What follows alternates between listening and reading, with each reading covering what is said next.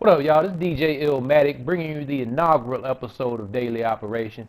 And being the first episode of Daily Operation, I feel it's only right for me to take a few minutes to introduce myself. I am DJ Illmatic, a writer at 8bitchimp.com. If you're checking out the video, hopefully you're checking it out on the site. If not, please check us out, 8bitchimp.com. We're a gaming website that brings you all kind of news and reviews, previews, gaming podcasts, gaming videos. If it's related to gaming, we're going to bring it to you. Now I'm an old school gamer. My gaming pedigree goes all the way back to the Atari 2600. Been a multiple console owner since the days of the Super Nintendo and Sega Genesis. I own all three current gen consoles at this point in time, and I say that to say that I've never been into the fanboy foolishness about which system is better, which game looks better. I just love to play great games regardless of the system. Now, besides growing up on gaming, I also grew up on hip-hop. I'm a huge hip-hop fan.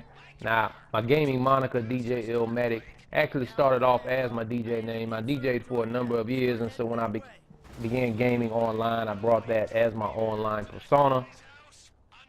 And a lot of the things I do related to DJing and now gaming, I like to pay homage to the things that inspired me or I grew up on. And so when I chose DJ Illmatic, in my mind, Illmatic is the greatest album ever created. And so I chose the name Illmatic as my DJ persona. And I even did that for this podcast slash Let's Play. Daily Operation is the name of a Gangstar album. Gangstar is my favorite group of all time. Rest in peace, Guru. And so I chose Daily Operation for the name of this series. It also fits because for me, gaming is a daily operation. I always try to find some time each and every day to spend a little time on the sticks. And so that's where the name Daily Operation comes from. So the next question then becomes why I have decided to make a Let's Play slash podcast type video series. And I can say that I'm a huge fan of gaming podcasts. I listen to several each and every week. I watch a lot of Let's Play videos. With that being said, I haven't really found too many that come from my perspective as an old school gamer slash an old school hip hop head. And so the things I've seen don't really speak to me and mine, the people I kick it with on a daily basis, the people I game with. And so I'm trying to bring a little bit of different flavor to the Let's Play genre. Hopefully you out there listening, you feeling this, you'll kick it with me. If not, if this is not for you, I respect that. Everything isn't for everybody. I'm just doing me. This is where I'm coming from. This is my perspective. And so that's what I want to bring to you with this Daily Operation series. Now, another reason for bringing you this Daily Operation series is because I want to counteract all the negativity that seems to be pervasive throughout the gaming world. Everywhere I look, everywhere I listen, everywhere I read, all I hear is people complaining about games. 2014 was a disappointing year. This game had this bug. This game was a letdown. This game was only 30 frames per second. This game wasn't 1080p. And I'm trying to come and bring a little fun and positivity back into gaming, because I can tell you from the very first time I turned on my Atari 2600 till today, I play games because they're fun. I enjoy playing games. Every game I play, I find some enjoyment in. And if I do not find enjoyment in that game, I just don't play it anymore. I don't feel the need or see the need for all the constant complaining and moaning and the negativity that is so prevalent in gaming today. This is supposed to be fun. For me, it is. And so I'm trying to bring a little positivity back into the gaming world.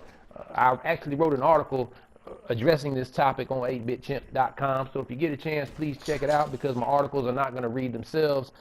The article is entitled "We Forgot What We Came For." So if you get a chance to check it out, checking out my Daily Operation Let's Play, please check out the video and then check out the article. So now that we have the introductions out the way, let's get down to episode 1 of Daily Operation. First topic I'd like to discuss this week is Greg Miller and Colin Moriarty leaving IGN to focus on their independent venture, Kinda Funny Games. And I can say that, like most gamers, I was caught completely by surprise by this announcement. I was shocked, and as I think most people were. And this shock, I think, comes primarily from the fact that Greg and Colin, in our eyes as gamers, had the perfect job. I think if you ask most gamers what their ideal job would be, and Greg and Colin's job would rank pretty high up there. They had an amazing job at IGN, and that's not my words, that's their words for their job. And so the fact that they left that caught many of us, or most of us, by surprise. Now I can say that I respect them for what they're doing. It takes a lot of courage to leave a well-established company like that that is providing you with such a dedicated fan base. You know you're going to have readers anything you do on the site, and to step out on their own, even no matter how popular they are, and they were probably the two biggest personalities on the website. That being said, it still takes a lot of courage to go out there on your own and do something independently. Now there's a whole lot of things they didn't have to worry about before when they were IGN that there's going to fall to them being the owners of their company and of their brand. I do wish them the best. I can tell you I will support them. They're at Kind of Funny Games. I've only had a chance to catch a couple of the videos. I know they do a Twitch live stream. However, someone might want to tell Greg and Colin that while they may have left their jobs, some of us are still gainfully employed, and so they do the Twitch live stream in the middle of the day, and so that's not really something I can watch. I know they archive it, but I would like them to at least offer them occasionally a little bit later on, so those of us with jobs can take part in the live stream and in the chat process. But I'm going to support them. The one sad note for me is the fact that they will no longer be on Podcast Beyond. Podcast Beyond has always been my favorite podcast, and so the fact that they are leaving that podcast is a little bit disappointing to me. They are still doing the podcast from last I heard, but from what I understood watching the first podcast since the announcement, they basically just didn't want to leave IGN or leave Podcast Beyond without some sort of notice to the fans, and so this is them returning to Podcast Beyond seems more like a farewell tour. Reading between the lines of their last podcast, I don't think they'll be doing too many more episodes. I do hope that Greg and Colin continue to do some sort of podcast in a similar fashion at their new site, and I hope Marty Sleva and those that team up with him on Podcast Beyond can continue providing an excellent podcast. But I am going to see both of them. I'm going to be sad to see Greg and Colin move on from Podcast Beyond. With that being said, I will support them in their ventures and Kind of Funny Games. I've always enjoyed Greg and Colin, primarily for the main part because they're authentic and they come across as honest, which I appreciate in anyone I deal with or listen to or enjoy. Next topic I'd like to discuss on daily operation is Grand Theft Auto 5. Now, like most, I am eagerly anticipating Rockstar's release of the online heist. The single-player heists have been some of the most fun I've had playing Grand Theft Auto, from planning out the heist to setting it up to executing it, and then the escape, whether it be shooting your way through the police or leading them on a high-speed car chase.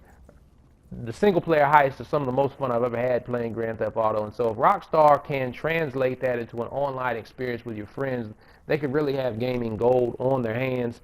I'm anticipating those just as much as anyone else, but I'm interested if anyone else is more interested, or at least as interested as I am, in some single-player DLC. Grand Theft Auto 4, some of the most fun I had with Grand Theft Auto 4 was actually the single-player DLC, The Lost and the Damned, and The Ballad of Gay Tony. I enjoyed very much both of those single-player DLC storylines, and I would love to see Grand Theft Auto 5 release some single-player DLC content. Me personally, I would love to see Lamar get his own DLC.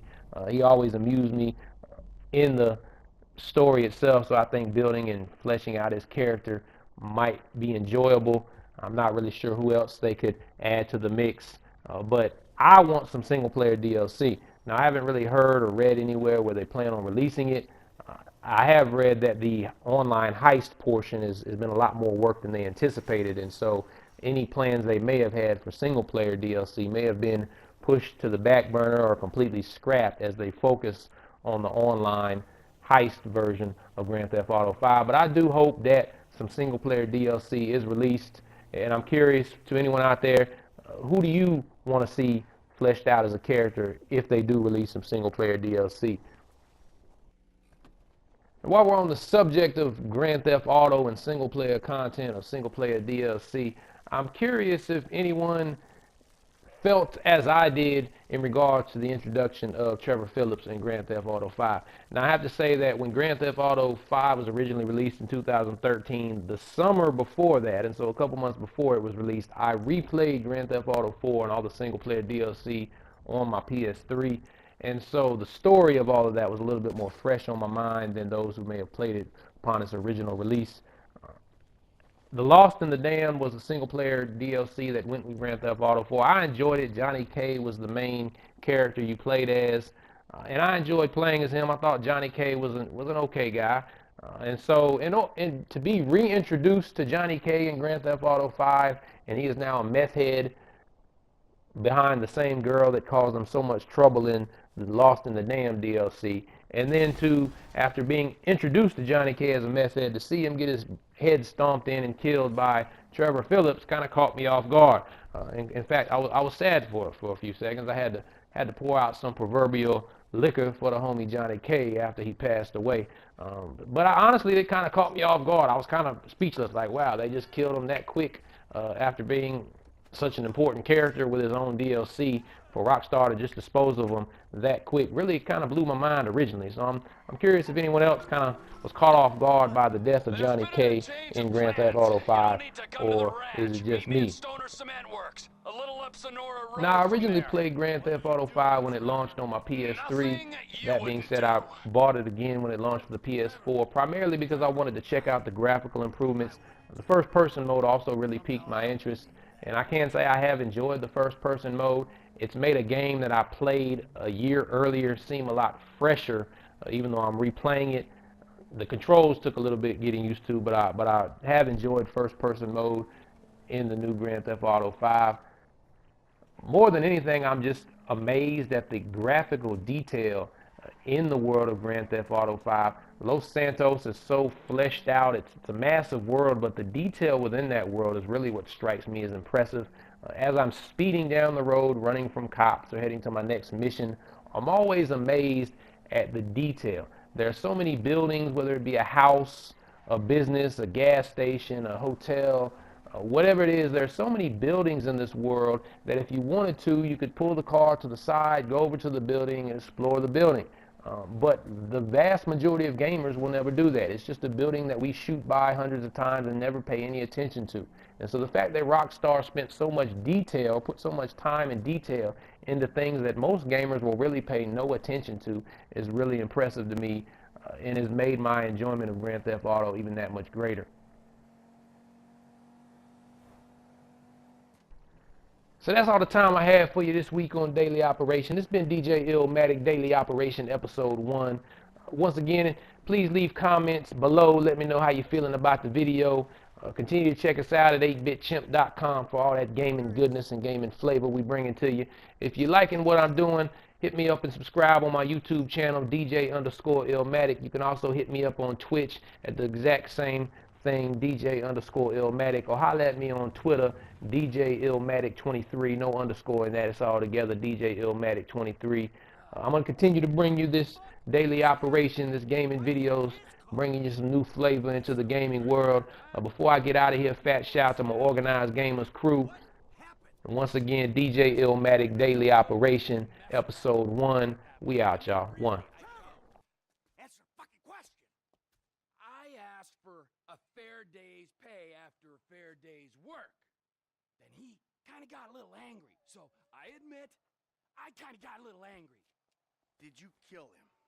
What kind of fucking animal do you take me for? No, I didn't kill him. Oh, fuck.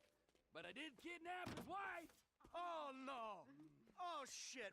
What the fuck did you do? Oh, I just told you what I just did. Now, oh, shit.